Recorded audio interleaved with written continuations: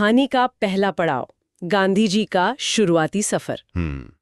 पहली तारीख जो हमें याद रखनी है वो है 1893, जब गांधी जी वकालत करने दक्षिण अफ्रीका गए। अब इसे याद रखने का जो तरीका है वो बड़ा मजेदार है। सोचिए कि उस जमाने में गांधी जी को अफ्रीका जाने के लिए लंबा समंदर तैर कर पार करना पड़ा। तैर कर? हाँ, तैर कर। सुनने में 93 जैसा लगता है ना? हाँ, 93। तो साल बन गया 1893। और ये उनके जीवन की अकेली बड़ी घटना है जो 1800 वाली है, तो ये एक अच्छी शुरुआत है। रुकिए, ये सिर्फ एक मजेदार तरीका नहीं है। मनोवैज्ञानिक रूप से ये एक एंकर पॉइंट बनाने जैसा है। मतलब आपने दिमाग में गांधी जी के लिए एक फाइल कैबिनेट बनाया। अच्छा। और 1893 तैर कर उसका पहला और सबसे अलग दिखने वाला फोल्डर बन गया। अब दिमाग को पता है कि बाकी सारी जानकारी इसी के आगे रखनी है। वाह! मतलब ये सिर्फ एक ट्रिक नहीं, बल्कि दिमाग को व्यवस्थित करने का एक तरीका है। तो ठीक है, वो तैरकर अफ्रीका पहुंच गए। वहां उन्होंने अपना पहला सत्याग्रह किया। और कहानी ये है कि वो सत्याग्रह बहुत अच्छे से कामयाब हुआ। अच्छे से? हाँ, और इसी अच्छे पर ध्यान देना है। इसमें 6 की आवाज है। अच्छा, 6। तो साल हुआ 1906। तो यहाँ तरीका बदल गया।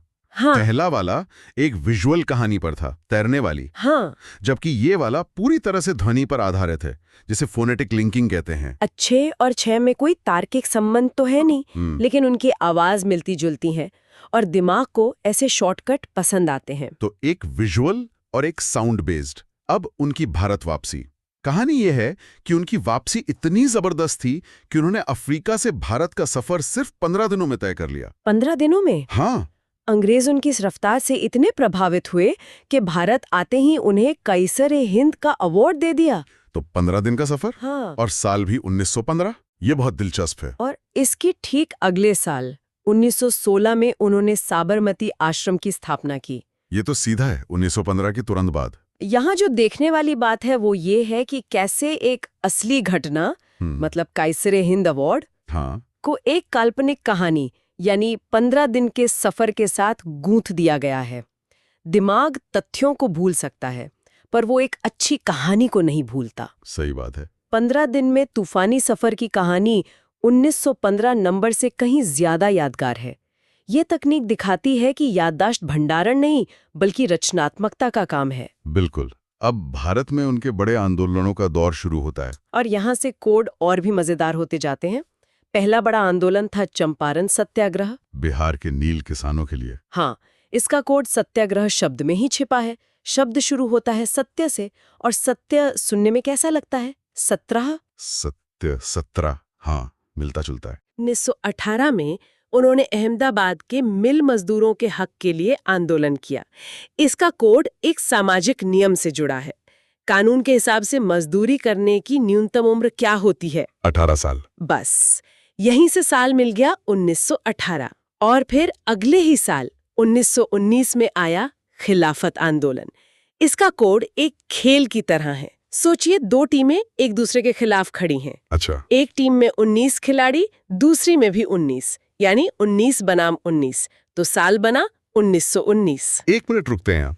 आपने 3 साल लगातार बताए, 17, 18 और 19। हाँ। और तीनों के कोड की बनावट बिल्कुल अलग है। हाँ, ये मैंने भी नोटिस किया। ये बहुत जरूरी है। पहला सत्य 17 एक ध्वनि आधारित कोड, दूसरा 18 साल की उम्र एक तार्किक या नियम आधारित कोड है, और तीसरा 19 बनाम 19 एक बिल्कुल काल्पनिक और विजुअल कोड है जो दिमाग में एक तस्वीर बनाता है। सही। ये दिखाता है कि याद रखने का कोई एक सही तरीका नहीं होता।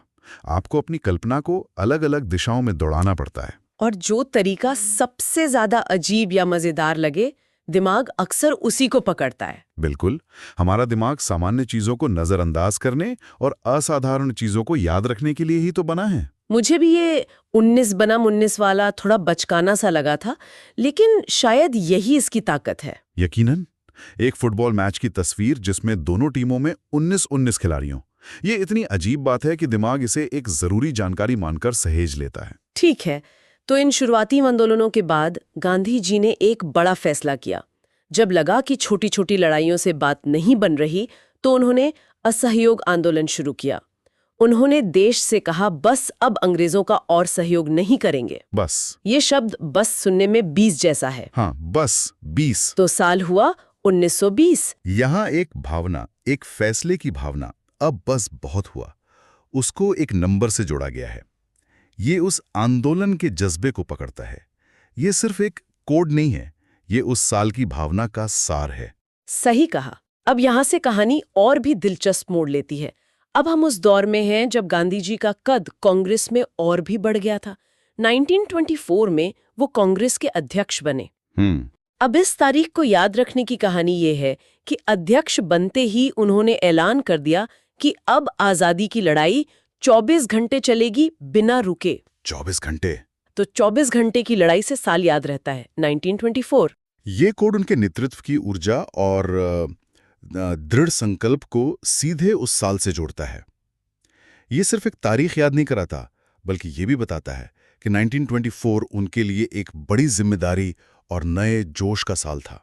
हाँ, इससे तारीख में एक भावनात्मक वजन आ जाता है। इसके बाद आया वो आंदोलन जिसे पूरी दुनिया जानती है, दांडी मार्च। नमक सत्याग्रह।